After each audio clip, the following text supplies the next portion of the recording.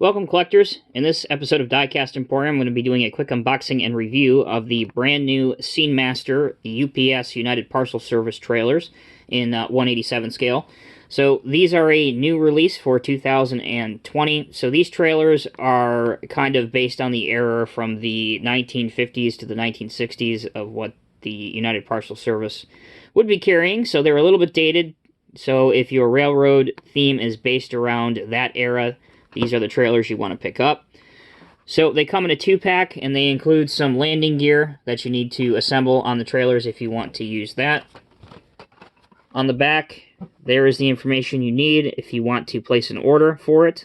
The item number is 949-2428, 35-foot trailer, 2-pack, United Parcel Service, and this is an officially licensed product of UPS. So without further ado, let's go ahead and crack this thing open. I got this at my local train hobby shop for $29.99 for those that are wondering, so about 15 bucks a trailer. Not too bad. Alright, so let's get this thing open. Here's the landing gear that I mentioned. I'll get this out of the way right now. They include landing gear that you can assemble either in the up or down position, depending on how you want to pose your trailers. So, for example, if you have it in a distribution center or a UPS hub, you can pose it in the down position. Or if you're towing it behind a tractor, you can pose it in the up position. Both options are included. Alright, so out of the box, we have trailer 1 and trailer 2. Alright, so for the most part, it looks like these trailers are identical. Sometimes in these 2-packs, they won't be identical. They'll have different fleet numbers or things on them.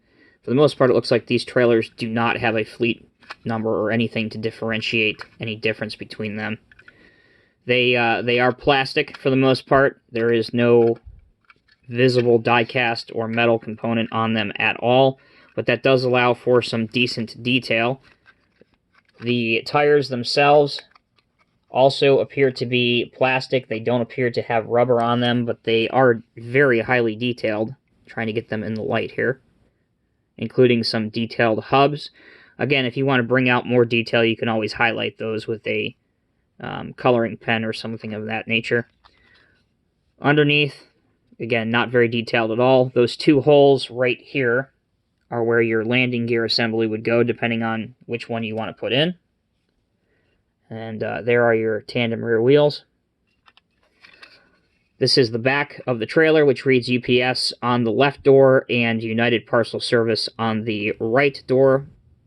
It does not open. And on both sides, they are symmetrical, with United Parcel Service on the back half of the trailer and the old-style UPS logo, which is congruent with that era from the 50s and 60s with the UPS bow tie logo.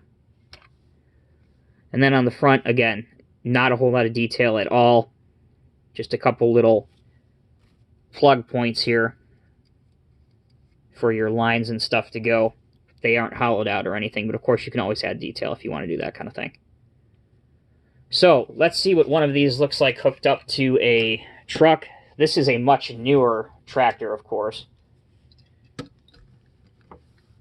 This model, International, is based on like a 1980s model, but I don't have anything older that's UPS themed. But just to give you a look, an idea of how it would look behind a 187 scale tractor, there you go.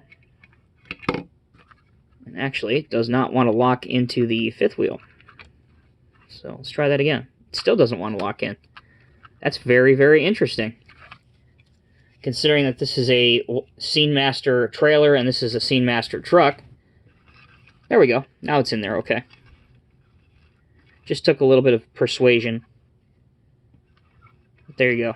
It does lock into the kingpin does lock into the 5th wheel on the tractor. Just got to tell it who's boss.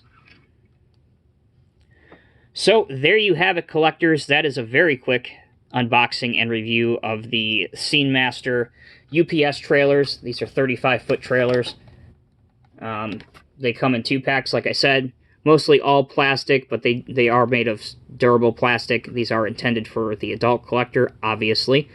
They are priced at about, near as makes no difference, $30, so around $15 a trailer, which is not bad. Certainly if you have a railroad that is around the middle of last century, 1950s to the 1960s, certainly I would recommend picking these up. They do look great. I do have a couple other, you saw one already, but this is an international single axle tractor. These are, again, products that are made by Walther Scenemaster. Here's a tandem axle.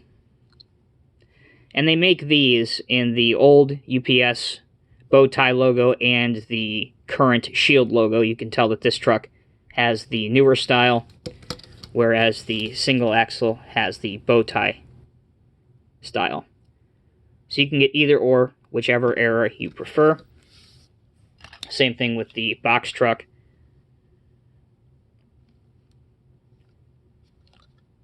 So these vehicles are always very, very nice. And they vary in price. They range typically from $10 to $15, depending on which one. This is a newer release.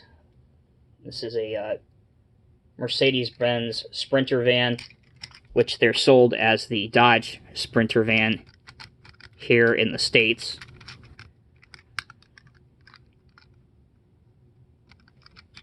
And then last but not least, we have your typical package car.